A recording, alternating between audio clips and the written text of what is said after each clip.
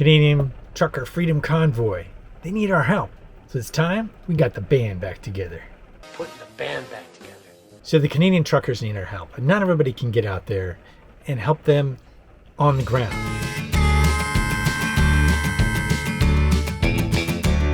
First off, we live in a holographic universe. Consider this from Gregg Braden. In the year 2012, there was a consensus among scientists. An announcement was made that there is, in fact, a field that underlies our reality. Now, there's a lot of controversy around what the field means. All of the properties of the field are still being explored. But the fact that the field is there is no longer controversial. Governments have become bullies of their people. What's really at stake here is the contract the governments have with their people. They're breaking that contract. They're manipulating the news, and they're using direct force, and they're playing very dirty. Started arresting people who were trying to bring fuel down to the truckers. On a physical plane, this would make it very hard for us to gain any ground, right? And we don't just live on the physical plane, which is why, like the Blues Brothers said, we're on a mission from God. Ma'am, you gotta understand that this is a lot bigger than any domestic problems you might be experiencing. Would it make you feel any better if you knew that what we're asking Matt here to do is a holy thing? You see, we're on a mission from God. And what this means is we can use prayer and our collective consciousness to basically reach out and support the truckers in Ottawa. Now, I know some of you have been lost by even mentioning any of that. Some people believe in prayer, and for them, that's where they should go. Now, there's others who believe in the collective consciousness, and that's where they should go. Either way, we don't have to be in the physical location where the truckers are to support them. And that's the beauty of it.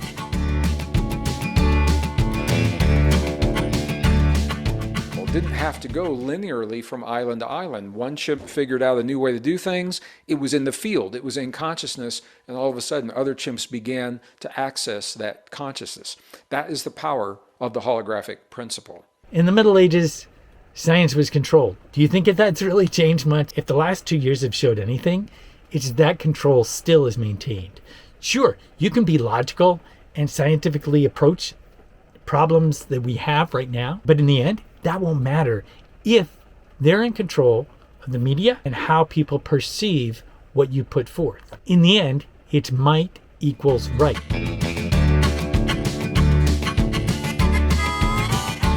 Consider eminent domain. A government can come along, take your property, and give you the lowest market share for your property. And even if you didn't want to sell, you'd have to. He advised that we not fight the eminent domain because of the cost, hundreds of thousands of dollars. At one point, the county executive called our lawyer, and I don't know what he said exactly, but after that she quit.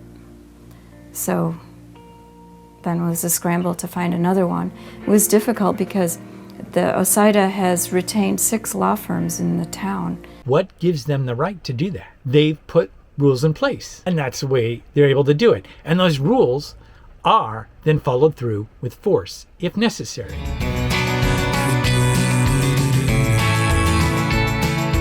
All they have to do is make new rules. Look at this. The truckers start honking, so what do? They make a rule against the honking. So what comes next? Another law that goes out and says you can't carry a jerry can down the street? If this shows anything, just like with mandates, these are not really laws. These are things they've passed so that they can basically use force against their own people. But when you come to the core, they're the ones who are breaking the law. They're the ones who have broken the original contract with the people. People have a right to peaceably address their government with real concerns. They're breaking their oath and their contract to the people. They're the ones who have been breaking the original oath and contract. In the end, what this comes down to is might equals right. The mightier your money, your military, and so on, the more right you are. But that's something we should have escaped a long time ago as cavemen. That's where we come in and take it to the next level. Whether you see it as prayer, if we all pray together for the trucker convoy on a regular basis, that's going to help immensely. If you don't believe in prayer, then go for the collective consciousness. Put forth solid meditations towards the trucker convoy. Let's use our other levels that, although the popular culture may ridicule, we know there's much more power to it than most will admit. Canada has been put forward as the epicenter of a major change in how things are run.